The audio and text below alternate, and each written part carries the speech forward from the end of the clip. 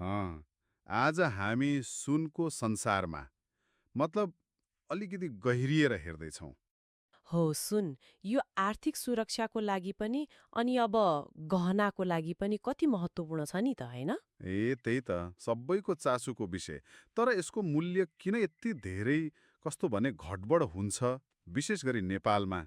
हामीसँग यस विषयमा केही लेखहरू अनि टिपोटहरू छन्।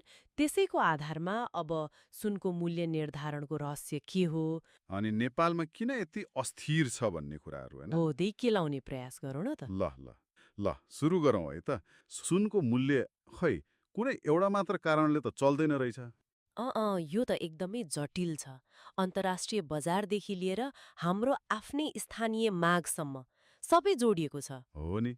ल सबभन्दा पहिले विश्व बजारमा सुनको भाउ कसरी तय हुन्छ त्यहाँबाटै सुरु गरौँ न त। अँ, एउटा मुख्य आधार चाहिँ त्यो स्पट प्राइस भन्छन् नि होइन, हो स्पट प्राइस, त्यो लन्डन बुलियन मार्केट एसोसिएसन। एलबिएमए। हजुर, एलबिएमए विश्वको केन्द्रीय थोक बजार जस्तै हो त्यो हो। उसले हरेक कार्यदिन 2 पटक अमेरिकी डलरमा तोक्छ अरे होइन। बिहान र दिउँसो गरेर। त्यो बाहेक अरू प्रमुख